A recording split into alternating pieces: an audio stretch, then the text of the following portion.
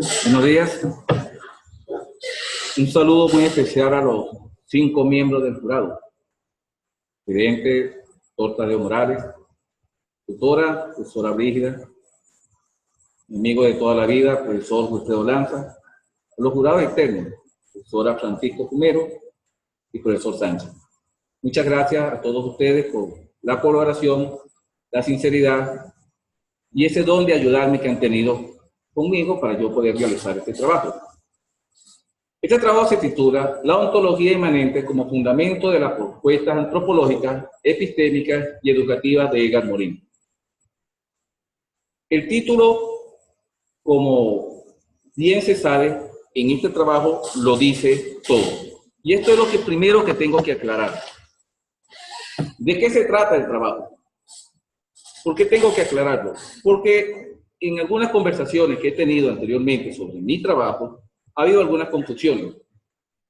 Algunos creen que se trata de una exposición del pensamiento de Edgar Morin, que al finalizar la lectura de la tesis, las personas tendrán un conocimiento mucho más amplio de lo que son sus teorías educativas, sobre todo sobre el pensamiento complejo, como quien realiza un taller o una tesis. De eso no se trata. No es mi intención, no ha sido mi intención, hacer una exposición de todas las teorías de Edgar Morin. Por otra parte, algunos piensan que es un trabajo filosófico acerca de la tesis de Edgar Morin, o, en dicho de otra manera, un estudio de la filosofía de Edgar Morin. Tampoco. Si fuese un estudio de la filosofía de Edgar Morin, yo tenía que haber enfatizado en 3 puntos, sobre todo en las fuentes del pensamiento de Edgar Morin. Por una parte, el materialismo dialéctico del marxismo. Edgar Morin jamás se ha separado de esa tesis. De hecho, su método no es más que una ampliación de lo que sería o una adaptación del materialismo dialéctico. Es decir, el método que consta de 5 tomos más la ética es un desarrollo del materialismo dialéctico. Es decir, Edgar Morin, en el método 1, la naturaleza de la naturaleza, en su página 30, dice de qué se trata el método o por qué esos 5 tomos se llaman el método.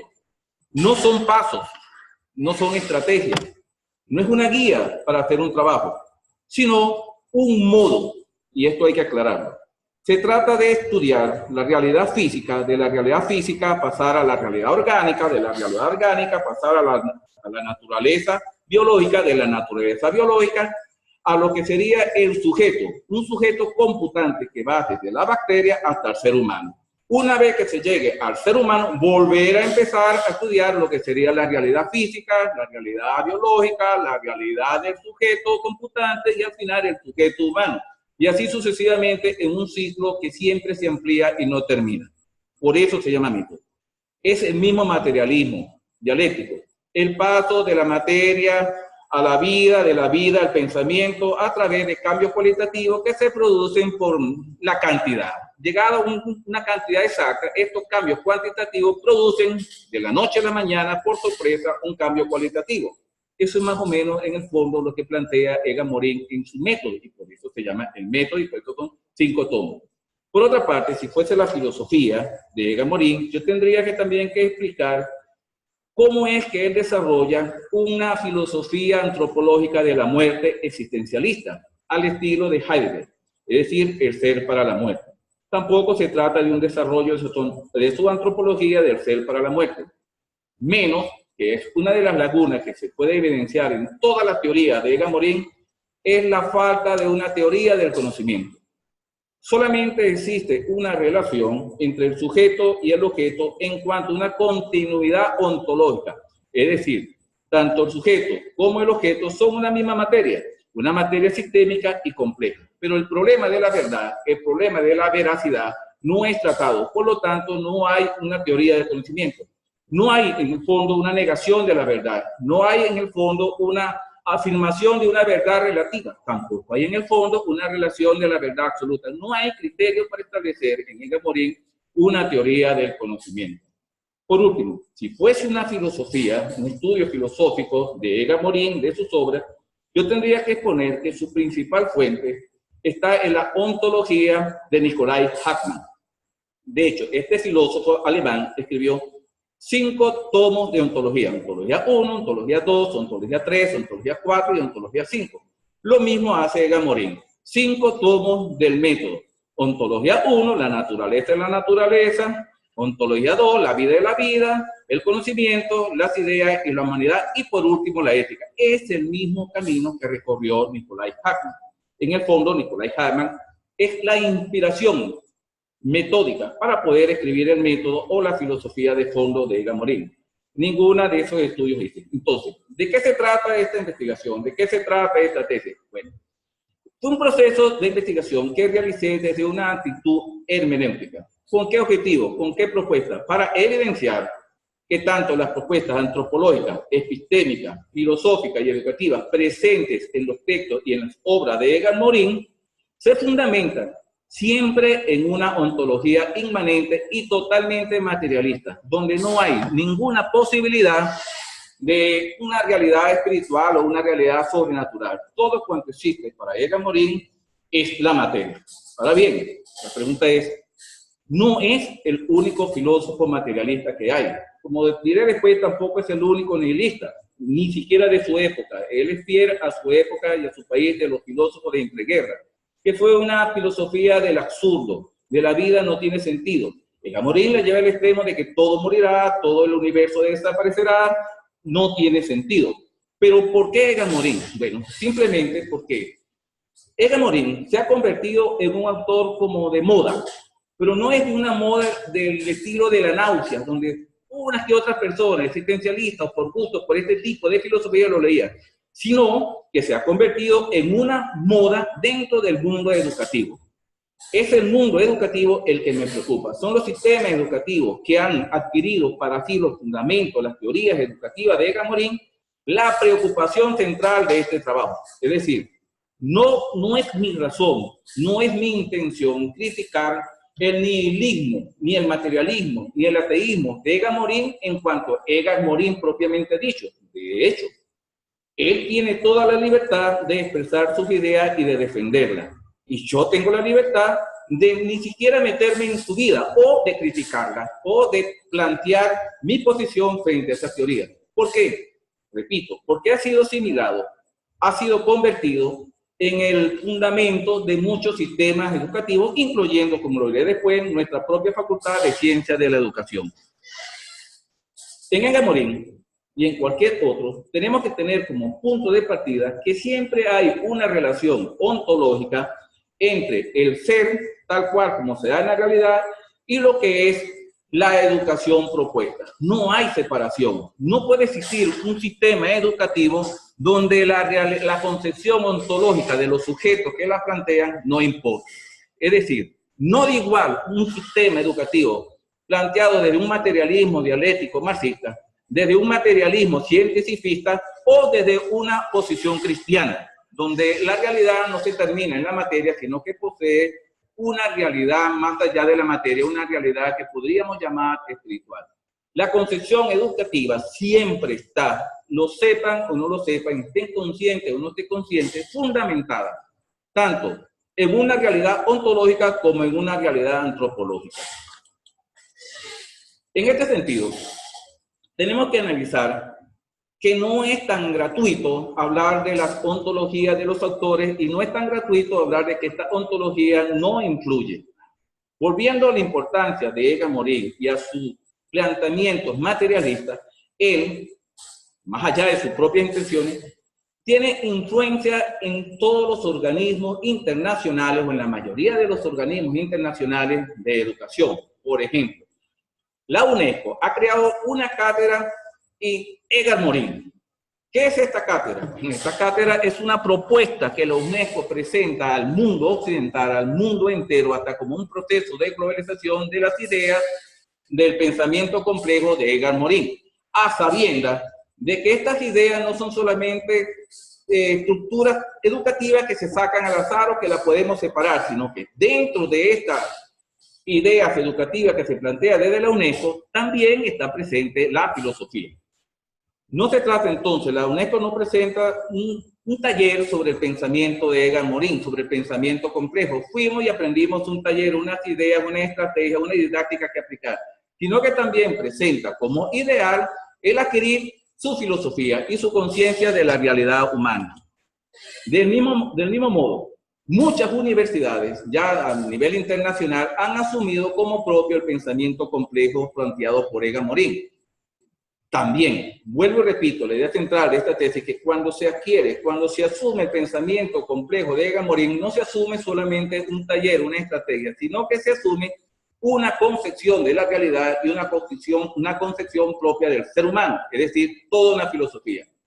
¿De dónde nació entonces mi inquietud en realizar este trabajo? Mi inquietud nace porque en el nuevo rediseño curricular que se está proponiendo en todas las facultades de la Universidad de Carabobo desde hace 5 o 6 años, están colocando el pensamiento complejo y la complejidad como fundamentos de todas las propuestas educativas. Entonces, se trata de un llamado de atención. Está bien, si nosotros queremos colocar el pensamiento de Egan Morin como fundamento, entonces tenemos que estar claros de qué se trata. De que es casi igual que colocar el pensamiento, el materialismo dialéctico, del marxismo, de Carlos Marx, como fundamento de esas teorías educativas. Da casi lo mismo. O daría lo mismo también que agarrar la náusea de Jean-Paul Sartre como fundamento de esta teoría educativa. Tenemos que estar conscientes de esto. Por otra parte, es también urgente tener en cuenta los cambios educativos, los cambios, lo que se llaman las relaciones interpersonales que se están dando en el siglo XXI. La influencia de Egan Morin va más allá de las estructuras propias de una universidad, de una escuela, de un liceo, sino que llega a la Internet. Y la Internet, como sabemos, no tiene barreras, no tiene límites, llega a todas las personas, llega a su intimidad. Y si ya algunos institutos famosos, como el Instituto de Academia de Ciencias, Lubentico, agarra como fundamento el pensamiento complejo de Egan Morin y toda su filosofía, y la propone a los jóvenes de América Latina, entonces se hace razonable, se hace urgente este tipo de investigación que por sí devele la filosofía de fondo que siempre está presente en todos los planteamientos educativos de Egan Morin, como veremos ahora. Ahora bien, coloqué en la tesis cuestionamientos orientadores de la investigación. En el fondo, son solamente 2 cuestionamientos. Uno, ¿es posible extraer de cualquier autor sus estrategias educativas y dejar de lado lo que veríamos como negativo, algo así, esa filosofía materialista, esa filosofía nihilista? O sea, yo voy a tratar de agarrar las ideas positivas de Egan Morin, como veremos en la era planetaria, la estrategia de un pensamiento complejo, sin tomar en cuenta realmente su filosofía de fondo. Este es un cuestionamiento. El segundo cuestionamiento vendría como consecuencia de ese. ¿Qué sentido tiene fundamentar un sistema educativo, una facultad de educación en una filosofía nihilista, donde el hombre es un ser para la muerte? Esos son los cuestionamientos orientadores. De ahí surge entonces el problema de la investigación. Develar los fundamentos ontológicos inmanentes en las propuestas antropológicas, epistémicas y educativas de Egan Morin, mediante una investigación hermenéutica y documental de sus obras principales. Aquí quiero aclarar una cosa.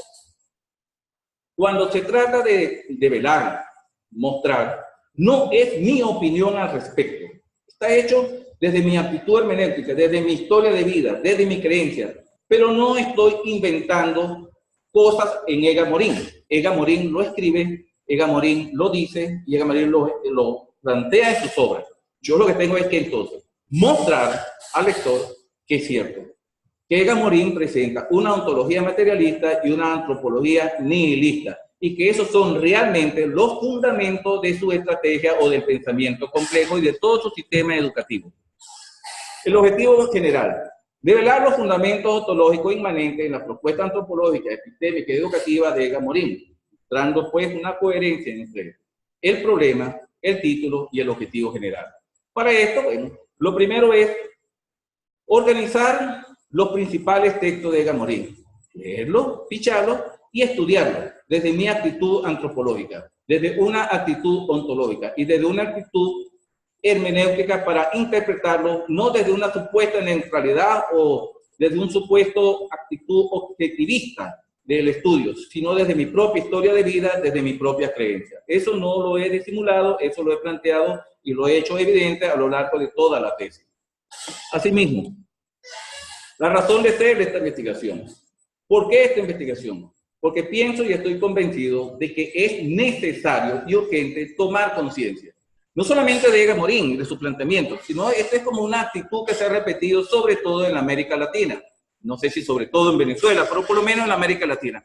Basta que un autor esté de moda y lo asumimos. La educación del oprimido, lo asumimos. La educación para la liberación, la asumimos. Surgimiento de nuevos paradigmas, lo asumimos.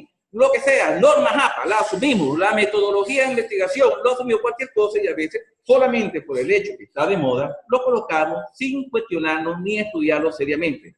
Y esto tenemos que hacerlo desde una responsabilidad humana, desde una responsabilidad como padres, desde una responsabilidad como educadores. No podemos ser superficiales ni inconscientes en este aspecto. Comencemos haciendo una presentación muy breve, porque el centro de atención no es Edgar Morin, sino el develar que un sistema educativo no puede estar, en mi postura, sustentado en un materialismo radical y en un nihilismo donde el hombre y la vida es un absurdo. Pero sin embargo, algunos rasgos de la biografía de Edgar Morin.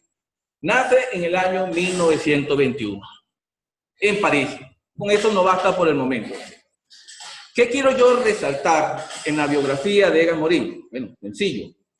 Primero, que es un personaje que vivió entre guerras.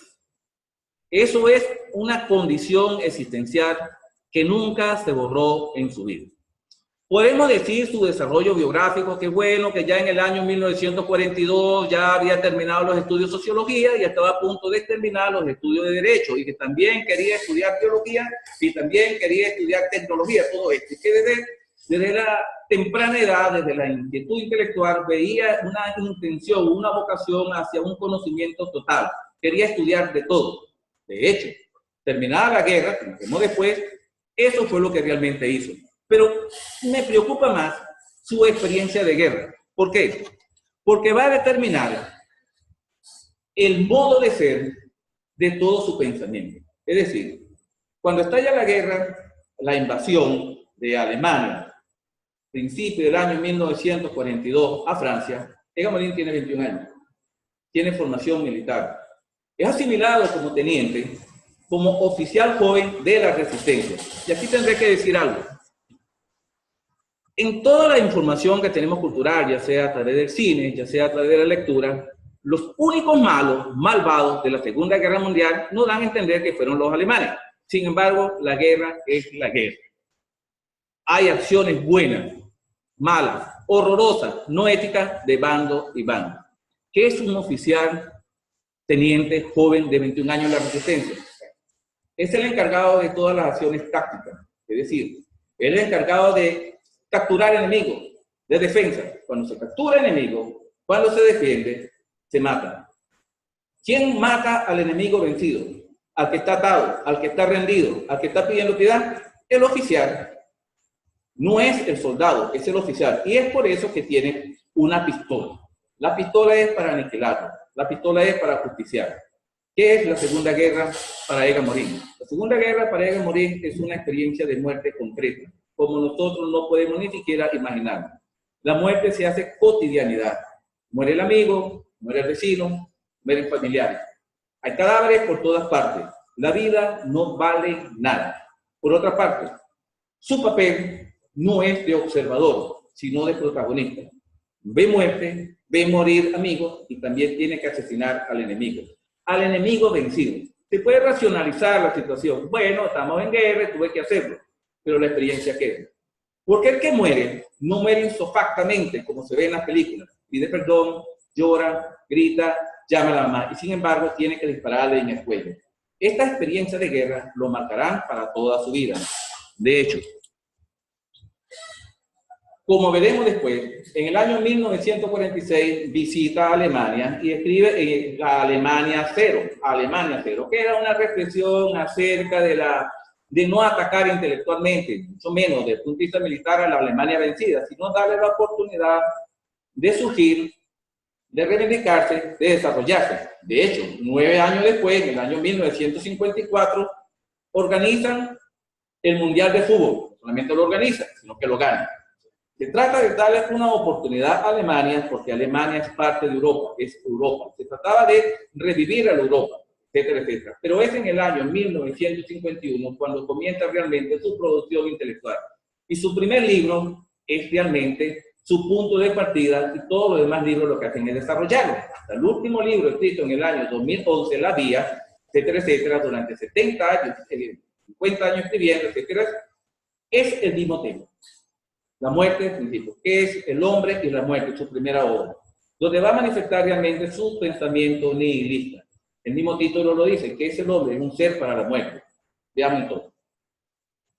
¿De qué se trata esta experiencia que yo realicé?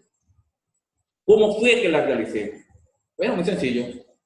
Primero tengo que aclarar que todo método de investigación, cualquier método de investigación, responde a una concepción ontológica. Lo sepa o no lo sepa, me interese o no me interese. Es así. Si yo asumo, por decirlo, un método positivista, es porque creo que la realidad que está frente a mí es una materia. Es una materia que puede ser leída objetivamente. Es una materia que está ahí. Es un átomo, es un algo, es una cosa.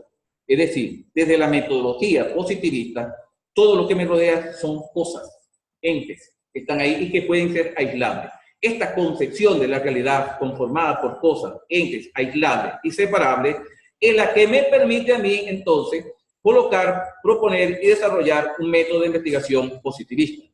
Del mismo modo, si yo quiero un método de pensamiento complejo, estudiar el pensamiento complejo, proponer un pensamiento complejo, que a mi modo de ver es el mayor aporte de Ega Morin, es porque la realidad que me rodea tiene que ser compleja. Es decir, siempre tiene que haber una identidad ontológica entre lo que sería mi método elegido y el método, y la realidad que se propone y el método elegido. En este sentido, como ya señalé, el método de investigación positivista.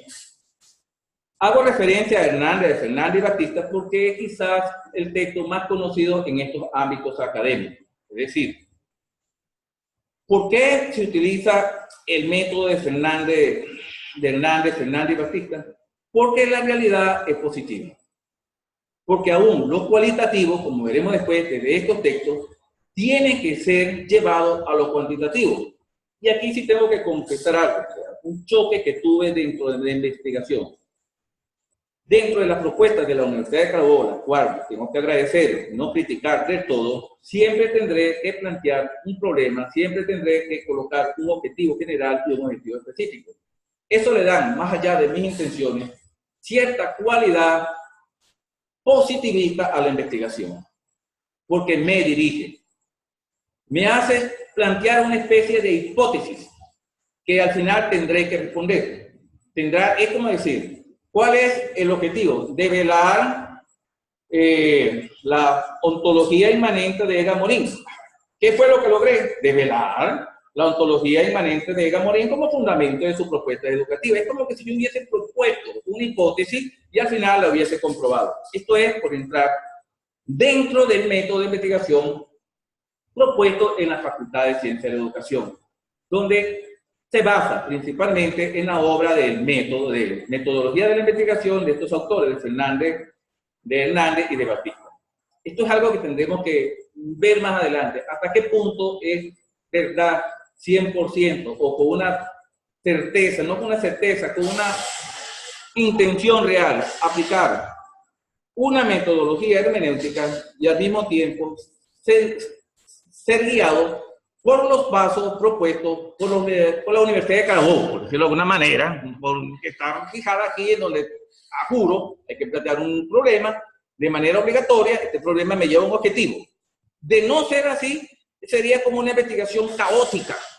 Bueno, no en todas partes así.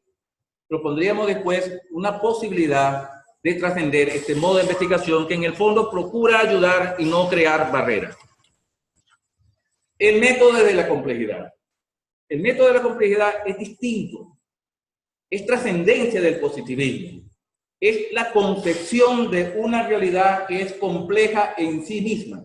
Y si la realidad es compleja en sí misma, el objeto no puede ser analizado desde la simplicidad desde lo analítico individual, en separarlo lo más que se pueda, en tenerlo lo más particular, porque aunque me dé un conocimiento práctico, técnico, es un conocimiento ciego, mutilado de lo que es la realidad. Para una realidad compleja en sí misma, no es un capricho, la realidad es compleja en sí misma. Mira, con mucha más razón cuando tratamos temas sociológicos o temas humanos.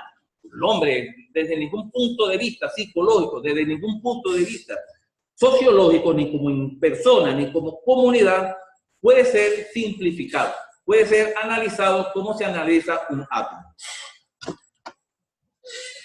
En este sentido, he asumido personalmente la hermenéutica como un compromiso existencial.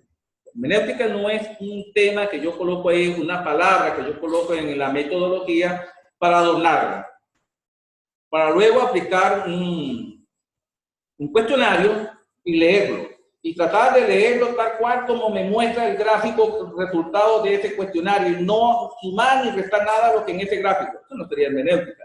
Sería una contradicción colocar que mi actitud es hermenéutica y luego tratar de hacer una lectura lo más objetiva, lo más sencilla, lo menos personal de los resultados. Entonces la hermenéutica, como yo la entiendo, es un compromiso existencial. ¿Qué significa que sea un compromiso existencial? Mi historia, está incluida en los análisis hermenéuticos que yo realizo. No puede haber una hermenéutica en tercera persona. No puede haber una hermenéutica que no me comprometa. El no compromiso, el no incluir a la persona dentro del proceso de investigación sería una negación completa de la hermenéutica. Sería mucho más coherente colocar a Mario Bunge y el positivismo cientificista como fundamento de la investigación y no hablar entonces de la hermenéutica de Gadamer, mucho menos de la fenomenología de Husserl como fundamento si realmente no lo voy a realizar. ¿Cuál de los elementos o cuál de estos pasos, de los criterios, porque no son pasos, son criterios que coloca Gadamer y los demás en cuanto a las lecturas hermenéuticas? Principalmente, como el trabajo se refería a la lectura de textos, utilicé lo que se llama el texto y la totalidad. Ningún texto. Creo que haber demostrado eso, develado eso, mostrado eso, dar un ejemplo de eso, puede ser realmente interpretado fuera de la totalidad. Es decir, ninguna obra de Edgar Morin tiene sentido completo en sí misma, sino dentro de todo un sistema de pensamiento. ¿Cómo logré esto? Algunos me dijeron que no hablase de esto, pero voy a hablar de esto. Después de leer las obras principales de Edgar Morin, obra por obra tenía que ficharlas. La fiché en cartulina. Después en cartulina, la fiché virtualmente. Las organicé por temas, ya sea por ontología, antropología, epistemología y educación principalmente. Y con esos temas fui organizando lo que podría ser el índice de todo el trabajo. Yo no veo, no me imagino, sin una técnica de fichaje, cómo hacer un trabajo hermenéutico sobre los textos. Al menos que uno se siente en la lactadora, computadora y escriba de memoria. Tiene que tener fichas. Esto es importante. Entonces yo recomiendo, sobre todo a la nueva generación, a estos profesores que están en el departamento de filosofía y en nosotros, volver a la técnica del fichaje. Y ahora que tenemos la ventaja de la virtualidad, estas fichas me ayudaron demasiado. Entonces, primero, para ir entrando ya en el tema, no son los temas principales porque al principio dije que no es una exposición del pensamiento complejo, no es un taller acerca del pensamiento complejo, no es una exposición de qué es la complejidad, sin embargo, algunos términos que tenemos que tener en claro para luego poder hacer los aportes y que estarán disponibles, si puedo colgar en la red la tesis para que pueda ser leída, pero dado el tiempo que aquí se tiene, solamente voy a pasar brevemente por ello. ¿Qué es la complejidad? La complejidad en Edgar Morin es un enredo, porque se ve entrampado. Primero, no puede definirla. Definirla sería convertirla en algo simple. Entonces, ¿de qué se trata? La complejidad es lo complejo. Caeríamos en tautología. Yo estoy seguro de que la complejidad no es más que la identificación de una realidad ontológica. Eso es la complejidad. La complejidad es cómo identificar en qué consiste la realidad. ¿En qué consiste el ser que nos rodea? ¿En qué consisten las cosas? Porque si hay algo coherente en Edgar Morin es la trascendencia que él procura siempre del paradigma de la modernidad, del paradigma del positivismo. Entonces, ¿qué es pues la complejidad? La complejidad desde el punto de vista científico, desde el punto de vista ontológico, siempre será lo que es sistémico, lo que no puede ser atrapado, lo que no es realmente entra dentro de la lógica racional. A veces se presenta como desorden, como caos, como ambigüedad, como incertidumbre. ¿Cómo es la realidad? Porque estas cosas, estos elementos propios de la realidad no pueden ser borrados por el simple capricho de una lógica racional humana. Sin embargo, también la complejidad se puede vivir desde lo cotidiano. ¿Qué significa entonces pues la complejidad? La complejidad, como dije, se encuentra en todo, en nuestras vidas. Nosotros no somos seres sencillos. Nuestra vida familiar no es sencilla. Nuestra vida política no es sencilla. Nuestra vida comunitaria no es sencilla. La complejidad nos rodea. Ni siquiera nuestra salud es algo sencillo, es algo analítico, es un objeto. La complejidad está presente ahí. Entonces tenemos estos elementos para entender cuando hablamos de complejidad. Una complejidad que la podemos hablar desde su realidad ontológica, podemos decir propio de los ámbitos académicos, filosóficos y científicos, y otra complejidad que nos abarca desde lo cotidiano. Entonces, ¿qué es complejidad en la epistemología? Luego como dije al principio, si la complejidad es un modo de identificar la realidad ontológica, la epistemología tiene que ser compleja. Así de simple. Con una lógica racional yo puedo acercarme, pero no puedo hacer el estudio total de lo que es la realidad, porque la realidad es compleja. Este es el punto de partida, no es un capricho, la realidad es compleja. Por lo tanto, la epistemología tiene que ser compleja. Entonces, esto es evidente en Edgar Morin. Es su punto de partida. Es su punto positivo y es también, ¿cómo decirlo de alguna manera? Su sombra. Existe una realidad ontológica entre sujeto y realidad. Atención. Esto es evidente en él. Y es su virtud y es su falta. Cuando hablamos de la epistemología, es una virtud. Pues entendemos un pensamiento complejo frente a una realidad compleja. Pero cuando hablamos de la antropología, ya deja de ser una virtud, porque si existe una relación de continuidad entre la complejidad entre sujeto y realidad, quiere decir que no hay una diferencia real entre el objeto material y un sujeto material. Y aquí comienza ya a aparecer lo que sería el materialismo y el nihilismo antropológico en Edgar Morin. De hecho, uno de los elementos que procura trascender Edgar Morin es lo que él ha llamado el saber ciego de la ciencia, lo que es el saber ciego del positivismo.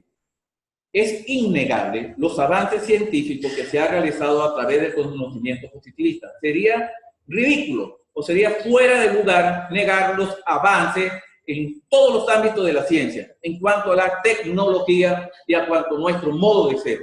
Nuestro modo de ser en la cultura actual del siglo XXI está marcado desde lo cotidiano, desde la noche, desde el día, desde el mediodía, en todos los ámbitos de nuestro ser, por la ciencia, por la técnica. ¿Cómo imaginarse hoy en día un adolescente sin un celular?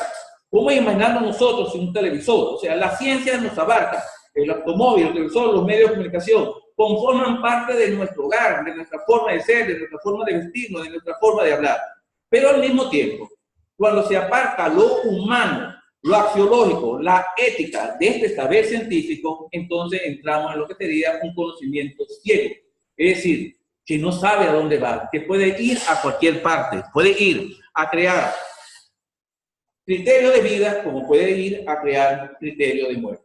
¿Cuáles son, entonces, como dice él, esta ceguera epistémica? Bueno, la ceguera epistémica está profundamente, para no leerlo todo lo que está aquí, en el límite del conocimiento científico, en morir solo y llanamente en lo pragmático, en lo útil.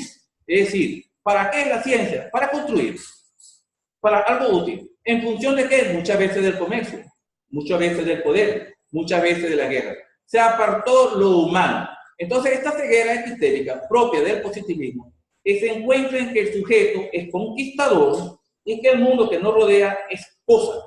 Como el mundo es cosa, no es nuestro hogar, se le quita lo humano, es una cosa, es como una masa, se puede construir desde un perfume, un juguete, hasta una bomba nuclear. En este sentido, en la continuidad ontológica entre sujeto y realidad compleja, ¿Qué entiende Egan Morin por el ser humano? El ser humano no es más ni menos que un ser biológico. Muchos de los textos de Egan Morin nacen, desarrollan y crecen en esta idea. El paradigma perdido, mismo primera obra, El hombre y la muerte, la última es La vía, el mismo La naturaleza de la naturaleza, el conocimiento del conocimiento, la idea de la idea y la humanidad de la humanidad. La idea central de interpretación es presentar al hombre como un sujeto biológico. ¿Qué es el hombre? Es un super primate. Es el animal más desarrollado. ¿Por qué es el más desarrollado? Porque su cerebro, su sistema nervioso es el más desarrollado. Así de simple. ¿Cuál es la actividad de este ser biológico? Bueno, la actividad de este ser biológico consiste en la supervivencia. ¿De qué se trata entonces? El hombre nace para sobrevivir. ¿De dónde nace esta necesidad en Egan Morin? Bueno, nace de su vivencia de lo que es la muerte. Sabe que la ciencia es capaz de destruir el mundo. Sabe que la ciencia ya ha creado lo suficiente armamento para hacer desaparecer la vida. Entonces el hombre tiene que afirmarse como un ser biológico, como un ser para la vida. Pero atención, la pregunta de fondo es si este ser para la vida, este ser para la supervivencia es suficiente razón de existir. Porque yo pienso que no somos animales. Debido al tiempo voy a ir cerrando con lo que serían las propuestas educativas completas de Egan Morin. Primero, superar la ceguera del conocimiento, el error y la ilusión de creer que todo el conocimiento tiene que terminar en tecnología. Todo conocimiento, como segundo el principio de un conocimiento pertinente, todo conocimiento tiene que tener esa relación de importancia, esa relación humana, esa relación de servicio. Enseñar la condición humana. No puede haber un conocimiento neutro, un conocimiento ajeno a lo que son nuestros valores. Enseñar la identidad terrenal. Quizá este es el centro, la novedad de Egan Morin. Una educación para la paz, una educación ecológica. Es decir, una educación para el cuidado del planeta. Quizás esa sea la razón por la cual la UNESCO ha propuesto la idea educativa de Egan Morin. Luego, enfrentar las incertidumbres. Las incertidumbres, el caos, lo que no se ve bien, no son parte del problema, son parte de la realidad. Y nosotros tenemos que entender que la realidad, el conocimiento, siempre enfrenta incertidumbre. Luego, enseñar la comprensión. Y por último, la ética del género humano. Es decir, hay una educación humana, una educación para la paz, una educación para el ecosistema. Esto es innegable en Egan Morin y es su mayor mérito. La estructura de un pensamiento más allá del pensamiento analítico, el pensamiento complejo, y una educación ecológica para la paz son sus mayores aportes. Sin embargo, todo lo voy a colocar después, su criterio es que está hablando desde una ontología materialista. Este es el problema. Yo puedo hablar del hombre como un animal superior solamente. Yo puedo hablar de que la razón de la vida consiste en vivir lo mejor que se pueda para morir lo mejor que se pueda y más nada.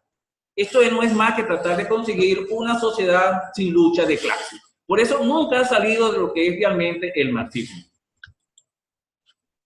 El nihilismo antropológico. Ya desde El hombre y la muerte, en el año 1951, hasta la época del 2011, como dije, que escribió el libro de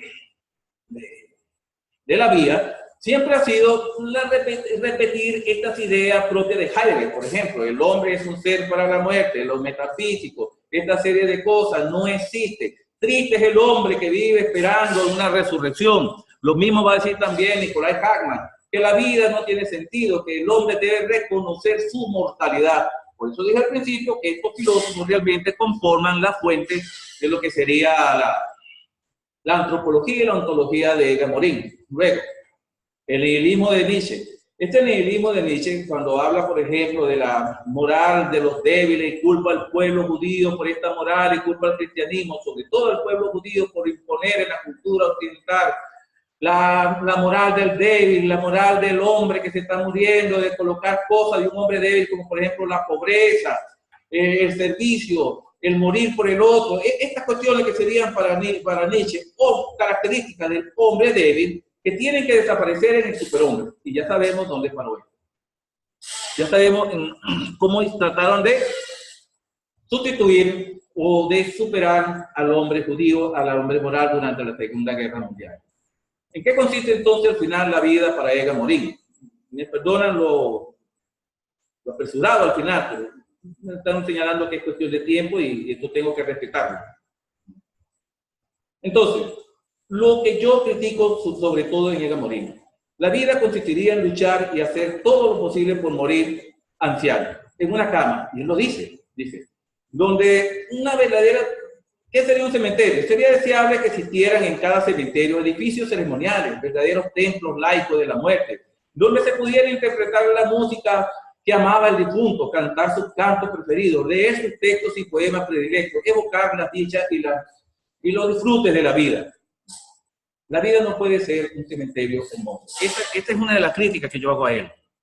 ¿Qué se propone en el fondo? Se propone la trascendencia espiritual. Es decir, complementar el pensamiento complejo propuesto por Ega Morín. Ir más allá del absurdo existencial. El pensamiento complejo, la complejidad, no es una pertenencia de Ega Morín. No comienza y termina en Ega Morín. Ega Morín lo trae de moda, pero él mismo reconoce que está iniciando. Él mismo reconoce que él no puede ser el padre de un paradigma de la complejidad, sino un iniciador de este paradigma, puesto que los paradigmas son realidades culturales que pertenecen a una época concreta, dice él mismo, al modo que Descartes es padre del paradigma del positivismo. Él no, él es más humilde, y eso hay que reconocérselo, él inicia.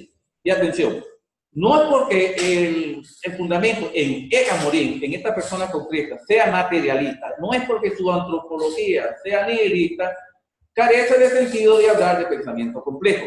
Desde mi punto de vista, desde mi fe cristiana, yo creo que el pensamiento complejo es un punto de partida súper interesante, indiscutible y que tiene que ser validado como superación y trascendencia de una epistemología positivista que nos abarca aún dentro de las investigaciones de las ciencias sociales, con mucha énfasis dentro de las investigaciones de la Facultad de Ciencias de la Educación, sobre lo que estamos haciendo, hacia un pensamiento realmente complejo, donde esta actitud positivista no sea más que un momento o uno de los modos de investigar y no el único.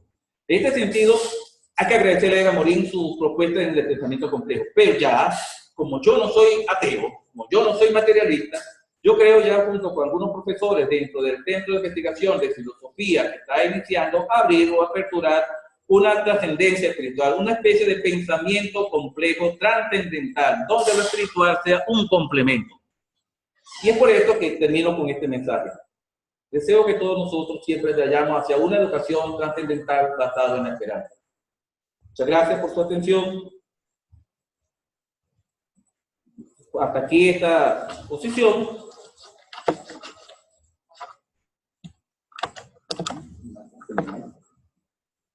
Feliz día. Bien, no sé cómo dice.